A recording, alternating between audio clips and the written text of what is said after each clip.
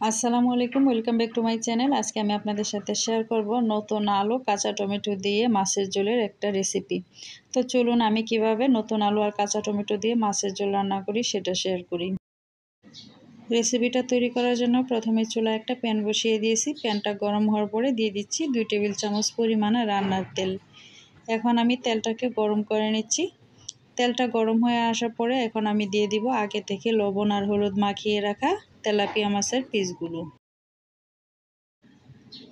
আমি আজকে রান্নাটা করার জন্য তেলাপিয়া মাছ নিয়ে নিচ্ছি। আপনারা যে কোনো মাছ দিয়ে রান্নাটা করতে পারেন।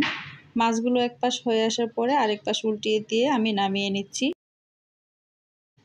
আজকে রান্নাটা করার জন্য 7 পিস মাছ আমি নিয়ে নিচ্ছি। আপনারা চাইলে কম বেশি করে মাছগুলো নিয়ে নিতে পারবেন। দুইবারে মাছগুলোকে আমি ভেজে নিচ্ছি। মাছগুলো ভেজে নেওয়া হয়ে গিয়েছে, এখন আমি নামিয়ে নিব। মাছগুলো ভেজে নেওয়া হয়ে গিয়েছে, এখন নামিয়ে নিচ্ছি।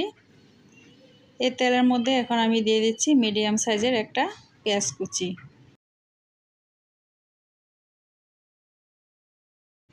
পেঁয়াজটাকে হালকা ব্রাউন কালার করে ভেজে নিচ্ছি। পেঁয়াজটা ভেজে নেওয়া হয়ে গিয়েছে, এখন দিয়ে দিচ্ছি বাকি মশলাগুলো। এখানে নিয়ে নিয়েছি 1 টেবিল চামচ পরিমাণ আদা রসুন বাটা, স্বাদ মতো লবণ, 1 চা চামচ হলুদ গুঁড়া, 1 চা চামচ ধনিয়ার গুঁড়া আর 1.5 চা চামচ লাল মরিচের গুঁড়া। অল্প করে পানি দিয়ে মশলাটাকে কষিয়ে নিচ্ছি। এখানে আমি জালটা একটু বেশি দিব, সেজন্য মরিচের পরিমাণটা একটু বাড়িয়ে দিয়েছি। জালটা আপনারা পছন্দ মতো কম বেশি করে দিয়ে নিতে পারবেন। মশলাটা কষানো হয়ে যাওয়ার পরে দিয়ে দিচ্ছি কেটে রাখা নতুন আলুগুলো। আলুটা দিয়ে মশলার মধ্যে কষিয়ে নিচ্ছি। কষানোর সময় এখন আমি ঢাকনাটা দিয়ে দিব, যাতে করে আলুটা দ্রুত কষানো হয়ে যায়। তো এইভাবে ঢাকনা দিয়ে আমি কষিয়ে নিচ্ছি আর মাঝখানে একটু নেড়ে দিচ্ছি। তো আমি 5 মিনিটের মতো আলুটাকে চুলার আঁচটা মিডিয়াম টু লোতে রেখে কষিয়ে নিয়েছি। 5 মিনিট পর ঢাকনাটা খুলে দেখে নিচ্ছি আলুটা একদম কষানো হয়ে গিয়েছে। এই পর্যায়ে এসে অ্যাড করে দিচ্ছি আমি 4টা কাঁচা টমেটো। আর কাঁচা টমেটোটা আমি 2 ভাগ করে কেটে নিয়েছি, মানে একটু বড় বড় করেই রেখেছি। তারপরে আরও 2 মিনিট আলুর সাথে কষিয়ে নিচ্ছি। 2 মিনিট পর ঢাকনাটা খুলে একটু নেড়ে দিচ্ছি, যাতে করে মশলাটা নিচ দিয়ে না লাগে।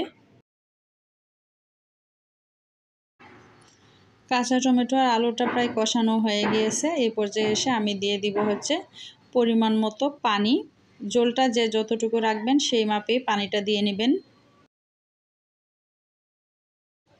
আমি ঝোলটা দিয়ে নিয়েছি, এখন আমি দিয়ে দিচ্ছি ভেজে রাখা মাছগুলো। ঝোলটা দেওয়ার সাথে সাথে মাছগুলো দিয়ে নিলে মশলাটা সম্পূর্ণভাবে মাছের ভিতরে ঢুকে আর মাছটা খেতেও ভালো লাগে। তো আমি এমনভাবে ঝোলটা দিয়ে দিয়েছি যাতে করে মাছ, টমেটো আর আলুটা একটু ডুবে থাকে। ঢাকনা দিয়ে চুলার আঁচটা হাই হিটে রেখে 10 মিনিট রান্না করে নিচ্ছি। রান্নাটা প্রায় হয়ে এসেছে, লবণটা একটু দেখে নিচ্ছি। লবণটাও একদম পারফেক্ট হয়েছে। এই পর্যায়ে এসে আমি দিয়ে দিব কিছু ফ্রেশ ধনেপাতা কুচি।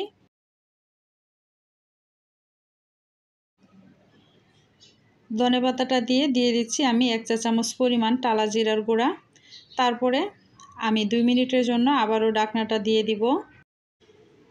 তো ঢাকনা দিয়ে দিচ্ছি 2 মিনিটের জন্য। 2 মিনিট পর ঢাকনাটা খুলে আমি একটু দেখে নিব যে আলুটা আর টমেটোটা সিদ্ধ হয়েছে কিনা। আলুটাও সুন্দর সিদ্ধ হয়ে গিয়েছে, টমেটোটাও সিদ্ধ হয়েছে। রান্নাটা কিন্তু প্রায় কমপ্লিট। এখন চুলার উপরে 2 মিনিট রেখে দিব, চুলার আঁচটা মিডিয়াম টু লোতে করে। তারপরে নামিয়ে সার্ভ করে নিব। তৈরি হয়ে গেল নতুন আলু আর কাঁচা টমেটো দিয়ে মাছের ঝোলের একটা দুর্দান্ত রেসিপি।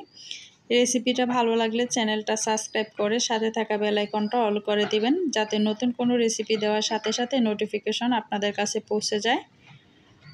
আজকের মতো বিদায় নিচ্ছি। সবাই ভালো থাকবেন আর সুস্থ থাকবেন। দেখা হবে নতুন কোনো রেসিপিতে। সেই পর্যন্ত সবাইকে আল্লাহ হাফেজ। আসসালামু আলাইকুম।